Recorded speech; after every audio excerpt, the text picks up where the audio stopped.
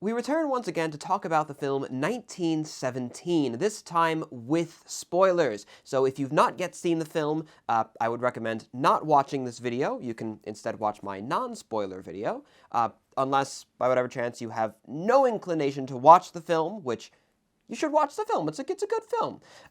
Then feel free to carry on with this video, I suppose. At the very least, I'll benefit from it. Or by chance, if you don't care about spoilers, then I suppose you can carry on. But even if you don't think you care about spoilers, I would still recommend go into the movie fresh, because you will enjoy it a much better deal as a result of that, given the things that I'm going to be talking about here, some of which are very, very significant. Well, really one in particular, which is very, very significant to the plot. All right, that's been covered. Now, into Spoiler Zone. First things first, actually, as you can see, I wrote down a couple of things this time around, primarily just because there's a number of very specific things I want to talk about. And unless I put my glasses on here, very far be I know, but then so is the microphone. Unless I put these on, I can't see the writing down here, so give you a sense of how bad my eyes are. And first of all, I actually want to talk about something that's sort of going against the film, but in a way that I kind of hinted at in the first video, but I can get into a lot more depth now. That being, again, a plot concern. Primarily that the story is very, very convenient in a lot of turns. And the first of those major conveniences I want to talk about is actually involving the plane scene, particularly when that German biplane was shot down, and of course it happens very conveniently to land exactly where our main characters were. There's a massive, massive, open, green, lush, clear field where that pilot could have tried to crash land his plane, and yet he's like, I'm gonna make a beeline for the barn, because that would be a great idea, I guess. You might say, oh, maybe he saw people down there and he thought, oh, I'll crash land down there so that they can help me. But then in which case, he still did a beeline right for them. And then, of course, immediately afterwards, he tried to stab one of them. We'll get to that soon enough, because that's also kind of like eye-rolly. Maybe he thought they were Germans, but then he realized that they were English. He's like, uh-oh. But again, we'll talk about that later on. Overall, it's very, very convenient that the plane happened to go right on that sort of spot. Again, it's not impossible. It's just kind of like, oh, well, all right, sure, I guess. Very similarly, actually, in that same exact scene, the fact that the main character is coming along and he just so happens to hear in this one, like, very isolated, abandoned sort of farmstead that was completely annihilated, destroyed, both by the Germans and by just the war in general during its entire course. He happens to hear the one cow that was not killed off by the Germans, I guess that they missed for whatever reason. He happens to hear the one cow in that field. He goes over to investigate and, oh, well, how very convenient, right below my feet, a full bucket of milk that was, I suppose, not discovered by the Germans, not discovered by them, not upturned during any time during their evacuation, not, anything like that, not like completely muddied and dirtied, just like a little bit of grass on top, just pure, completely clean, perfect milk. Obviously, there's a lot of symbolism there. Milk is always one of those things that people like to use for symbolizing innocence and childhood, all those sorts of things. But again, it's very, very convenient that he just happens to stumble across this wonderful resource. And of course, even more convenient that when he finds the woman in the bombed-out shelter, sort of like the basement area in the city, she says, oh, well, the child needs to eat. He's like, oh, well, here, I'll give you all of my rations, all of my things, all my items. And she's like, no, that the child, it's nursing and it can only drink milk or whatever. He's like, oh, milk! Thankfully, I filled an entire canteen full of milk. It's like, all right, sure, why not? Again, it's not like it's like, oh, but the milk wasn't in 1917, or the Germans outlawed milk. Obviously, it's not like it's impossible, or it's not like it's completely inhistorical. It's just a very, very convenient plot device that you can't help but feel maybe could have been a bit more cleverly written, or in other cases, maybe entirely unnecessary, but again, symbolism in the film is full of symbolism. Oh, another very big convenience, of course, being when he found the Devons. He falls into the river when he is running away from the Germans. He survives that like river journey, so to say, and when he washes up on shore, he just so happens to be in the one spot where he hears that faint singing as all the Devons are getting ready to go off on their final assault. Again, very, very convenient, very artful, and obviously that scene after this entire massive long journey where he's just about given up and he hears that beautiful singing voice and he just sort of like sits himself down, and we get that wonderful shot of all of the men just sort of with the various reactions on their faces, looking at at the guy who's singing, and just sort of lost in their own thoughts right before they're going on this assault, right before they're very possibly and indeed almost certainly about to lose their lives. Again, the beauty of that scene is extraordinary. And I understand, again, that it is very, very convenient, the plot device that had to happen to like allow that to take place. But I am glad that that happened because we did get that wonderful scene out of it. Again, overall, the plot is very, very convenient, but it's doing this, I think, it's being very convenient in that at least it can show us a number of different aspects of the conflict, which is understandable. Again, if this was in a very, very bad movie, if the film itself wasn't good, then these would be egregious, but because the overall film is still a very good product, I'm willing to overlook these smaller affairs a little bit more, I think. And then, of course, if we want to go back again to that farmhouse, which is really the center point for a lot of these very convenient plot points, we do have that British mechanized column moving through just after one of the characters dies to take the main fellow, William, and move him over to the place where he needs to go. Again, very, very convenient that this happens, and the timing is just perfect. Immediately after the big emotional moment there to save William from his destitute nature or whatever, and carry him on the journey. Again, very, very convenient.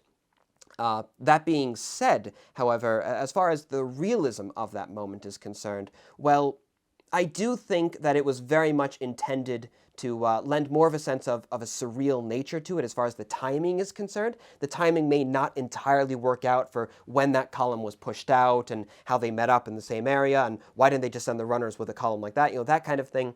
I think it's primarily intended to add a sense of surrealness to the scene, a sense of sort of like chaos that you don't expect what's going to happen next. It's all very, very confusing and nonsensical in a way that I sort of alluded to in the first video that I think is very appropriate to a wartime film. You should never watch a war movie and feel like you have a complete grasp of what's going on, because no one in the moment ever feels like they have a complete grasp of going on.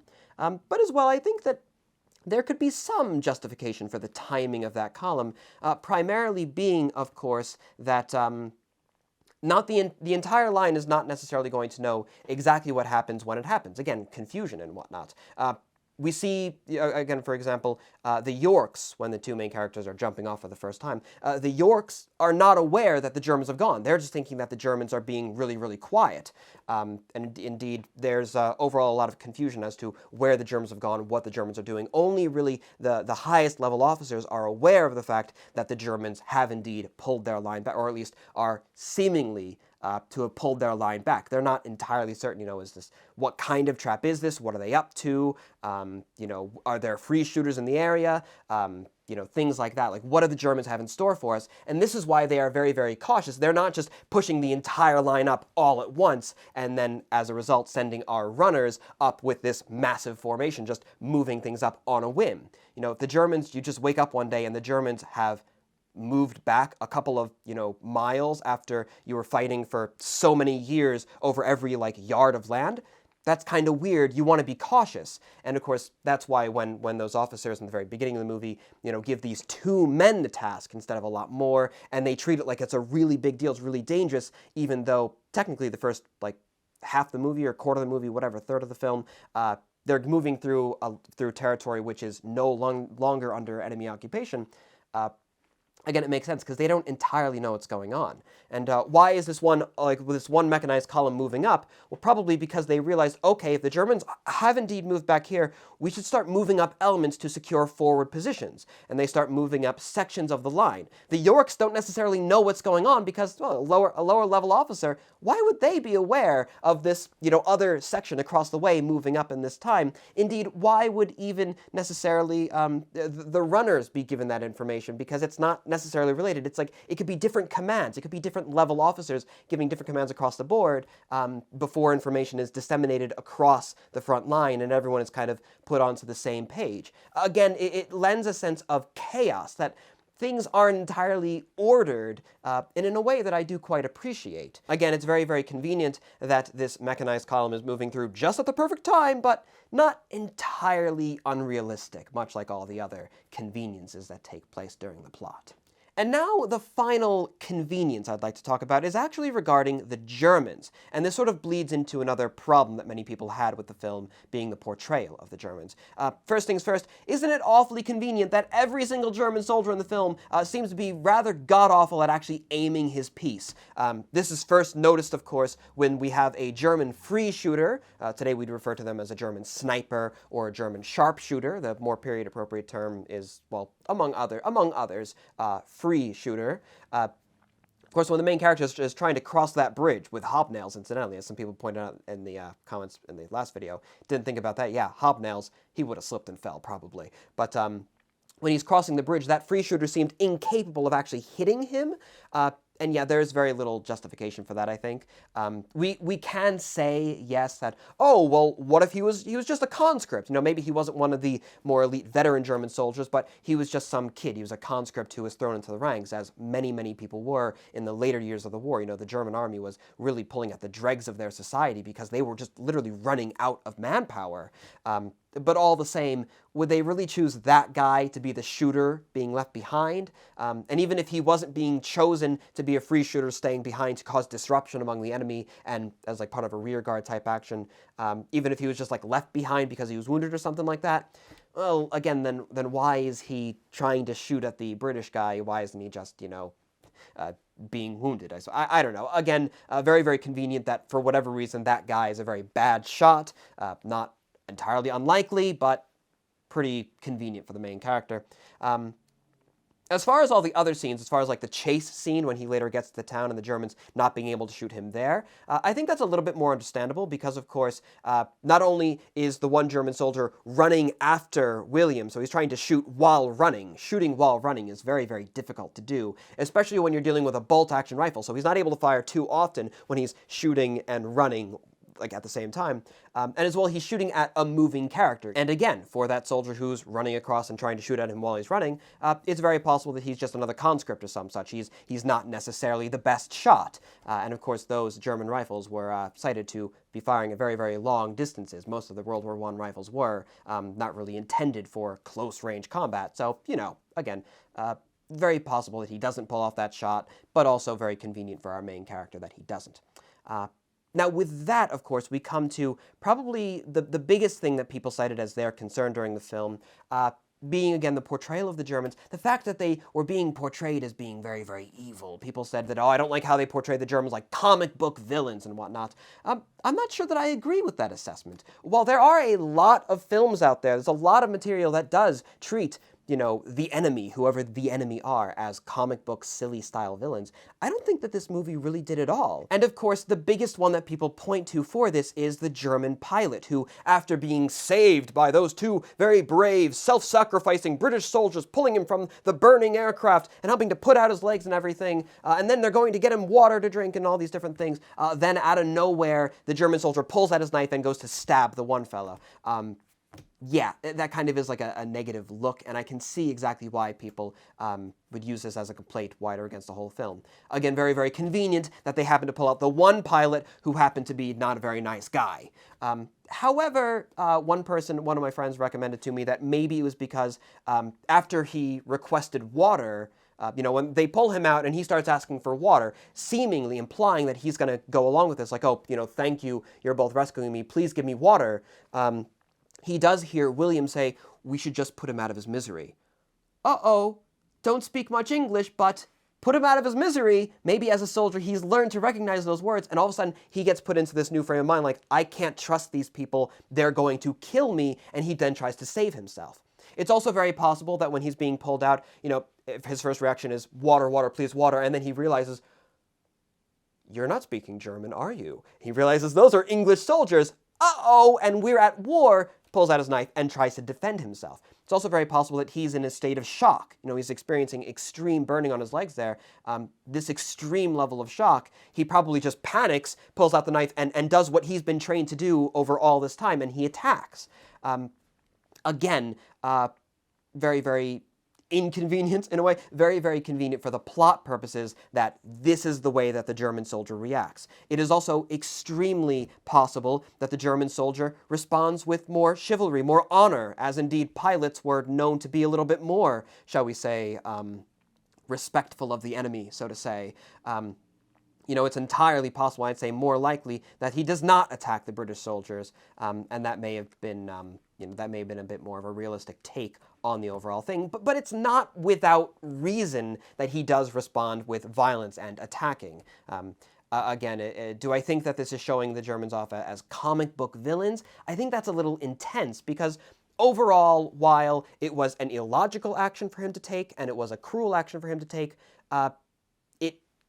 within his context, it made sense, so to say. It was overall very illogical, obviously, because they were trying to help him, but with the workings of his mind at the moment, that was probably one of the first reactions, is to go for it, as it were. And that being, yes, a rather negative portrayal of the Germans. We see a German in a bad light in that way.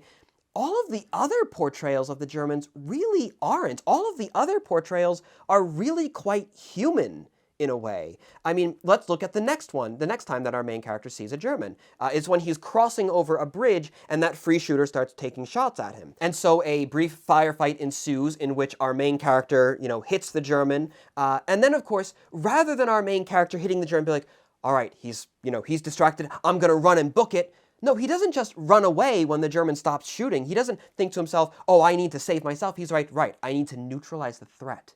The main character, the hero that we're all rooting for, begins creeping up that building, knowing that there might be a wounded German that he has to put out of his misery. He slams open that door, and we see the two see each other exceedingly briefly, and they both pull the trigger. Not only, yes, does the German pull the trigger and, he's wounded and he shoots the man, on first sight, but it's justified that he does so because, of course, as soon as the British soldier sees the wounded German bleeding out on the floor, his first reaction, pull the trigger. He goes to shoot him and kill him. He doesn't, we don't get any inkling, we don't get any sense that William is going to go and try to help the man. We see him as a soldier going to do a soldier's duty, and that is to finish the job.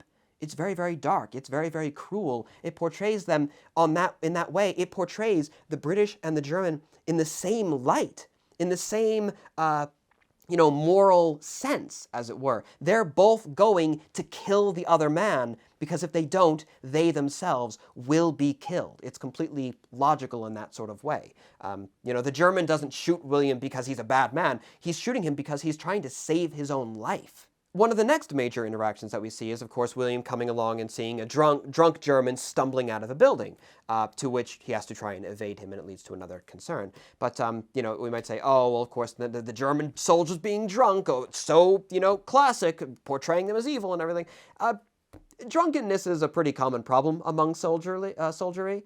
And the fact that, yes, this one German soldier was drunk, again, very convenient to use that word once again, but overall not unrealistic in any capacity. And looking at the portrayal of the British soldiers earlier on, I don't think that there's any sense that they themselves were wholly righteous and pure people. The officer that they get the flares from just doesn't care about anything.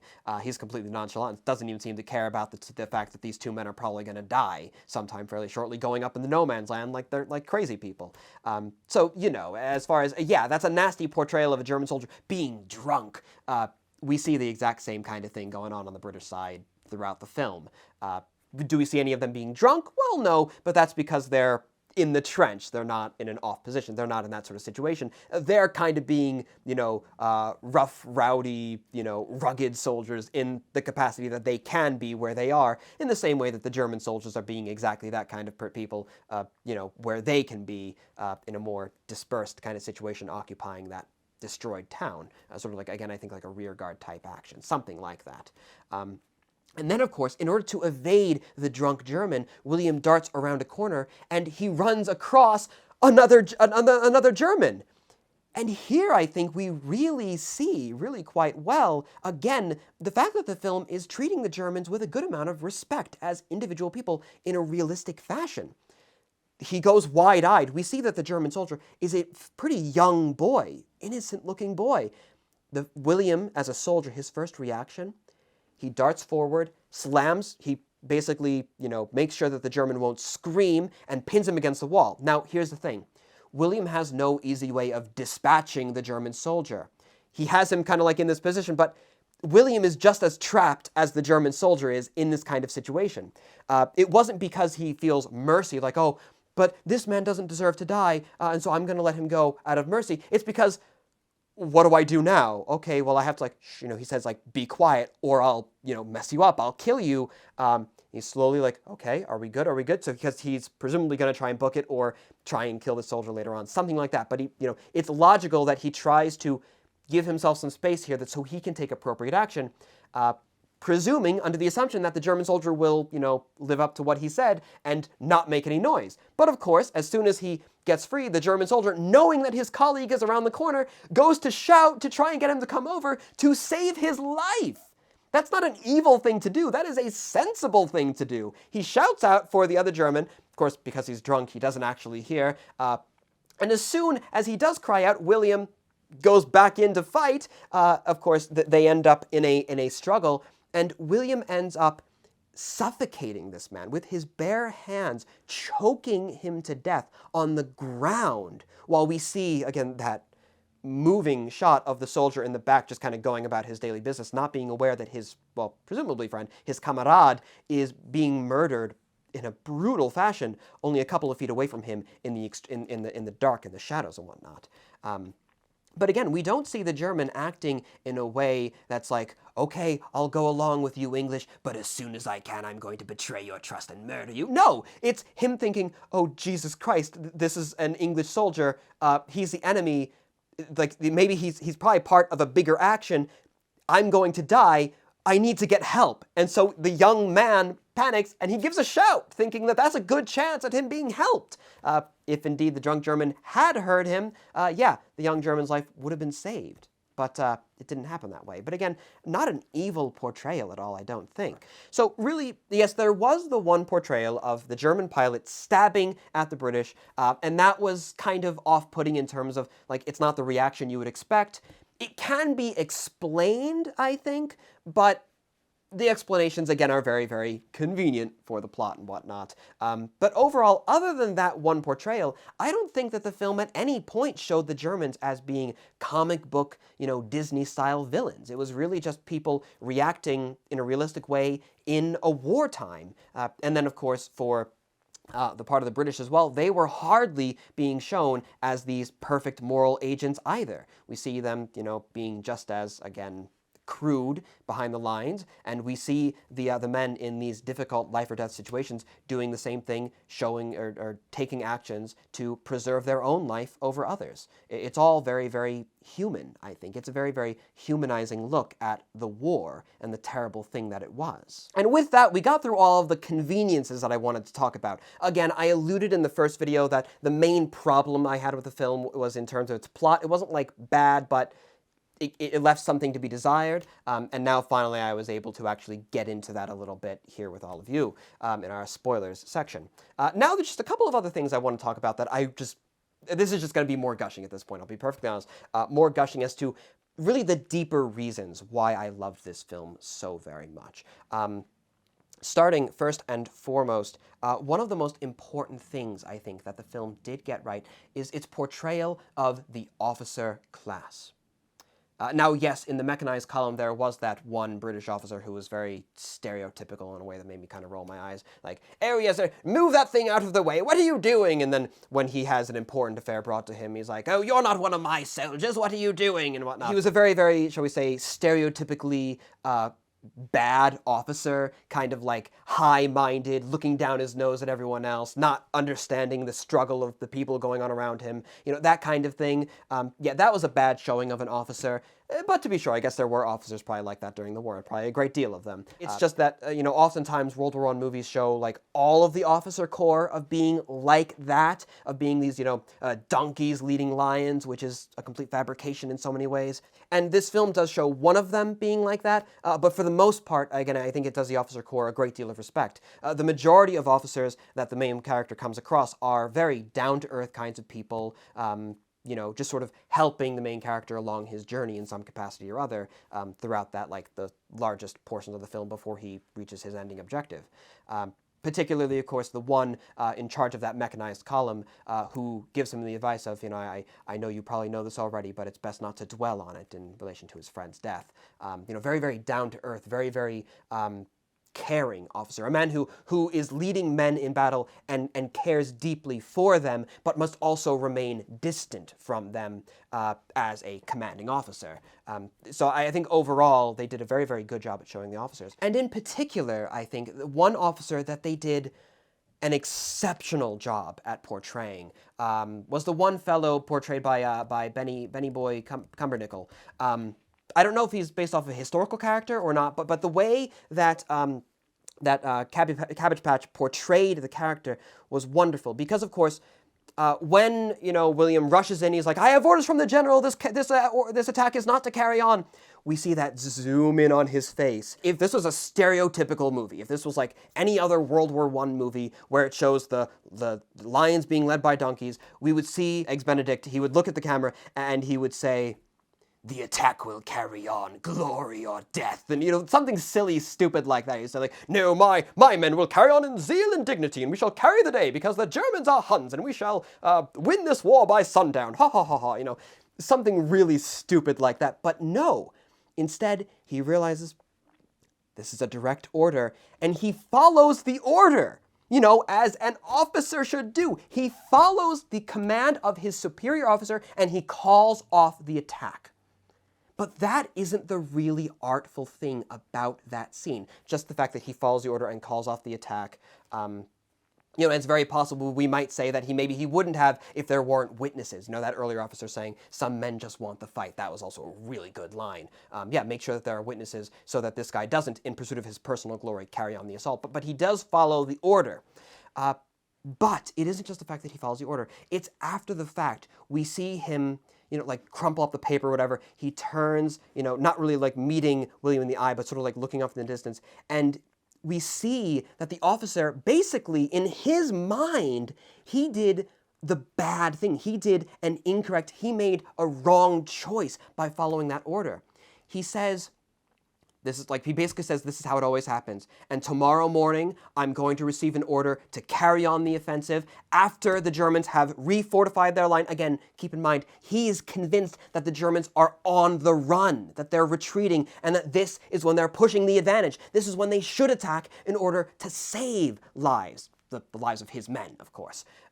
And that by holding off the attack, he's giving the Germans a chance to recoup, to reform their lines, form a new defense, and when he attacks the next morning, when he receives that order, because the big wigs decided it was a good idea then, that's when he's going to lose his entire battalion because of a bad decision. He's convinced that he just killed so many of his own men by calling off that attack. He did it anyways because that was the order. But we see that moral struggle within himself.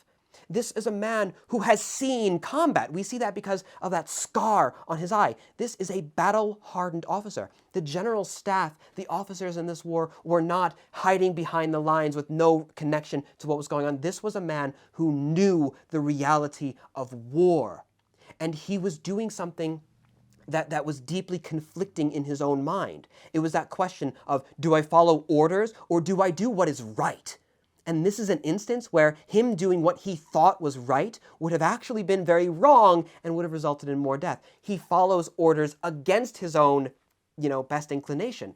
It shows this officer in a deeply conflicted way, in a way that shows, again, the real confusion that is to take place in a military conflict. That it isn't just a matter of right and wrong, of good versus evil, of, whether that good versus evil is the British and the Germans, or like the lower class British against the upper class British. It's not so simple a narrative as all that, and the film shows that very, very well. And of course, another excellent part about that entire bit is after the officer, cancels the attack. He's frustrated, he's angry. And Culper Smash, he looks over at the main character. He says, "Well, thank you very much, Corporal," or something like that. Like, "Thank you for delivering the orders. Now F off."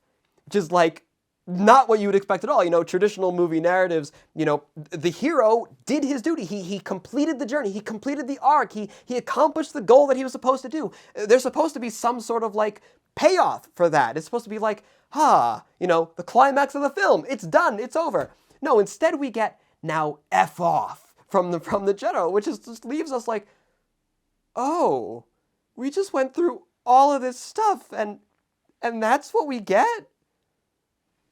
Oh, it's not satisfying at all. Now, we do get the major who's like, "You did good, lad," towards the end, but that doesn't really make up for it, I don't think, altogether. Again, it's showing not only that moral conflict between the officer and all that aspect, but narratively as well. I think it's really quite genius because, of course, after William gets to that point, that isn't the end of his journey. The true end of his journey, the real moral end of his journey, the one that will give him the closure, is actually by going and finding the brother and telling him that his brother had been killed. But we'll get to that soon enough, that scene. Something else, though, that I really like as to why that F-off reaction is like so perfect is because, of course, that wasn't the end of the war. It's not like he saved the day and that's the whole thing. This is very much just another day of the conflict. Like, this isn't some grand, conclusion. If anything, this is the beginning of a whole new onslaught of terror for the Allied soldiers. The Kaiserschlacht still has to happen, so the worst days are ahead for so many of those men. So, yeah, F off. You haven't changed anything. And again, in that officer's mind, he just made things worse by his actions. So it's a wonderful reaction in that way. It does not give the viewer that sense of like, we did good. We saved the day. Doesn't give you that satisfaction. And of course, when William is moving behind the lines in that hospital area, which, yes, another complaint, probably should have been further behind the line, but in any case, when he's moving through that area, we again see the fact that while he saved the day for many people, he didn't entirely succeed. That assault still did carry on with that first wave, and many, many men will lose their lives as a result of those precious few minutes that he lost in numerous points throughout the film. So it really doesn't give you much closure in that regard either. It shows you that this is still a war, and war is horrible. War is hell. Actually, another thing that I really liked about that scene, if I want to just diverge a little bit, is when William is looking through that hospital area, in the back, we actually see, like, one instance, out of all the different instances of like chaos ensuing, we see actually one man holding another like in his arms, and just like kind of talking as the one fellow's looking off in the distance, and he's clearly dying and whatnot. Like, basically you see like a little mini recreation of the earlier death scene in the movie, which it really struck me the second time I watched the movie. That was when I noticed it, the second like viewing of the film. It really struck me because, wow, that moment, that instance, that thing that had me very nearly in tears, like, 40 minutes ago or however long ago? It's happening again. And yet it's being glossed over, passed by. It's just one instance in this massive, very well coordinated scene of the same thing happening over and over and over again. Really gave that sense of scale, that overall, while that independent struggle meant the world to William, doesn't mean anything to the war overall. It's just one of millions of people who underwent the exact same moment. And then, of course, as William is moving through that area, very conveniently again, he finds that lieutenant of the Devons, and he's able to inform him that his brother was killed in the conflict. The acting of that moment was so beautiful for so many reasons. Of course, not only was Jon Snow an excellent actor in portraying that emotion, like when that realization hits him, and just like looking at his eyes the entire time, it was wonderful. It was so good. It was a beautiful, beautiful moment between those two men who had both lost someone that they cared about so deeply. But you also see, one of the other reasons why I think this bleeds in quite well to the overall officer's portrayal, you see this man, he is a lieutenant, and he is in a very stressful situation right now. He is managing the wounded coming back from an assault. He is, giving orders to help facilitate trying to save as many men's lives as possible. And when all of a sudden he sees us run, like, oh, you know my brother. He's distracted from that from a moment because this is like a familial relation of some way. It's like where is he? My brother's here. What happened? And then he realizes that he's killed, and we see that emotion wash over him, and we see it like in waves. The initial shock, and then right, like control yourself. Keep your dignity. He is an officer. This is a bad situation. He needs to keep control. Not only does he as an officer need to keep control in front of one of the enlisted men, he cannot be shown to be weak in front of the enlisted man because that officer divide between enlisted and, again, commission-holding officer is still very, very strong in the British Army. But of course also the situation that he's in. You cannot afford to break down. Not here, not now. This was like the worst time that he could have received this news, given all the other stresses he's undergoing. He cannot let this get to him. If he breaks down now, we will see horrible things happen as well. He as an officer needs to hold together, keep that pain at bay, no matter how much it may kill him on the inside. For the sake of his men, he needs to keep it together. Again, a wonderful portrayal of the officer class, not just being distant and effeminate and uncaring and uncourageous and all that. No, he is with his men, and he is doing everything that he can for them. But of course, not every officer is perfect. Again, we do see that one officer in the mechanized column being very stereotypically stuffy. And then, of course, we also see when William is moving through that frontline trench right before the assault's about to carry off, right when every moment matters, and he's walking past the sergeants and whatnot, shouting down the line and 30 seconds, and when you get over the top, and just, oh, I'm sorry, I'm gushing. Okay, let me calm down. Let me come back to a proper level. The one captain that he finds who's just crying openly, like clearly this man has received some sort of bad news, or he cannot deal with the fact that he's about to go over the top, and he cannot keep that relation between enlisted and officer that he should be keeping. He's failing in that regard, and he's just collapsing right before the big moment, right before that big push. Again, it shows them in a very human way, as some officers are doing very well at maintaining this composure. Some of them, like again, the brother, the lieutenant, is trying desperately to maintain that composure, and some of them just fail outright in keeping that composure. And at the moment of where it really matters, that real pivotal moment, as it were. So again, a beautiful, beautiful showing of that officerial portrayal, which is something that we really do not often see in films about this time period. And then something else that I really liked about the film, if we want to depart from those more emotional takes, is the portrayal of the actual aircraft. When, for example, we see the dogfight going on, it was a beautiful scene. It was a very distant scene. We just hear very faintly in the background while the two main characters are standing there looking up and talking like, are we winning? I think we are. They're speaking like a very dispassionate, very like airy kind of manner, like it's surreal. It's very surreal watching this scene. They're just sort of chatting idly, like, yeah, we have them 2-1. I think we are winning. And then, of course, in the background, you just hear that brrr, that like faint humming of those biplane motors, that like old, very mechanical sound. And of course, the actual sound of the gunshots, it isn't like this really loud, like da da da da da da da, as we often see in films where all the planes are making the Stuka siren sounds, and the machine guns are all really loud, and the crashing, and it's all very like chaotic, very emotional. No, in this, it's very airy, very distant, very quiet, and the sound of the guns firing is just sort of bop, bop, bop, bop, bop, bop, bop, bop, bop, bop, bop, bop, bop. Like it's very, very light. It's very distant, and it lends a sense that the war. Talking. Wow, I'm talking an awful lot, aren't I?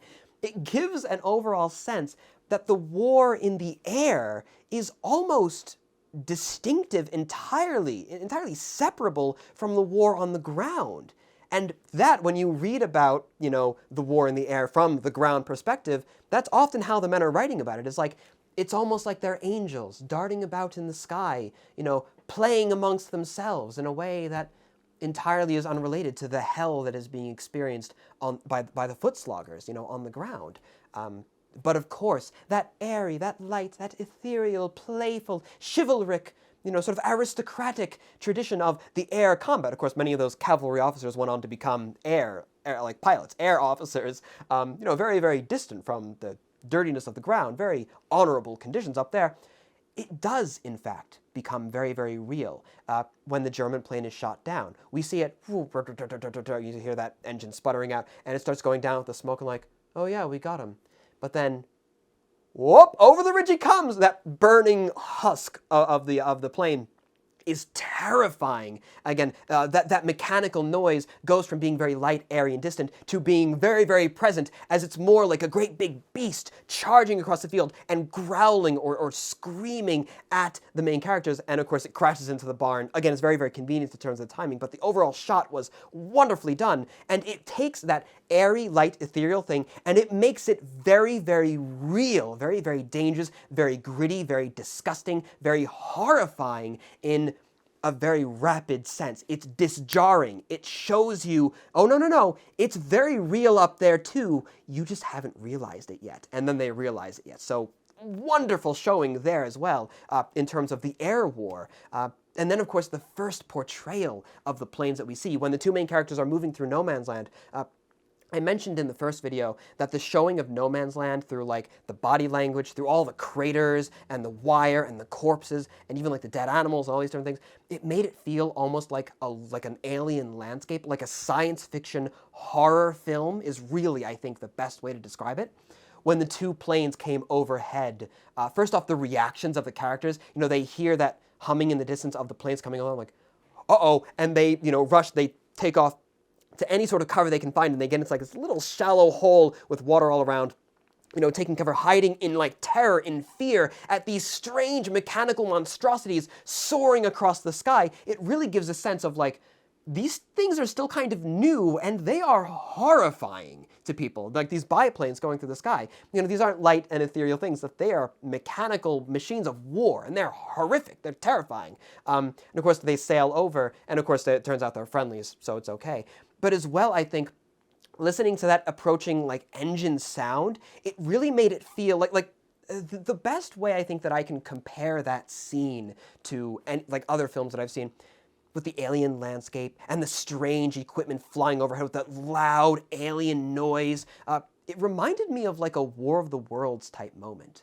Like those were the two tripods, or the alien spacecraft soaring over, with spotlights shining across the abandoned countryside, looking for humans they can snatch up and drink their blood, something like that. It made it feel like a horror film. You really got that sense of terror from the entire aspect. That one scene in the film when the planes are first shown is wonderfully done. And it's still really cool, I think, to see biplanes in a showing like that in a movie. And then, of course, just two more things to talk about. I swear, the last two things to talk about during the death scene of the one gentleman. I forgot his name. Was it Blake? I think it was Blake, something like that. But the guy's death scene. First off, makeup department did a really good job, because the first time I was watching the movie, you see, after the guy gets stabbed and he's being held in William's arms, his face like loses all color. It becomes unnaturally pale in a way that reminds me of myself, actually, when I had blood drawn the other day, and they took like 10 vials and I very nearly passed out. You see the blood drain out of this guy's face. And the first time I was watching the movie, because I wasn't like looking for individual like cuts and takes, it was like, oh my God, he's dying.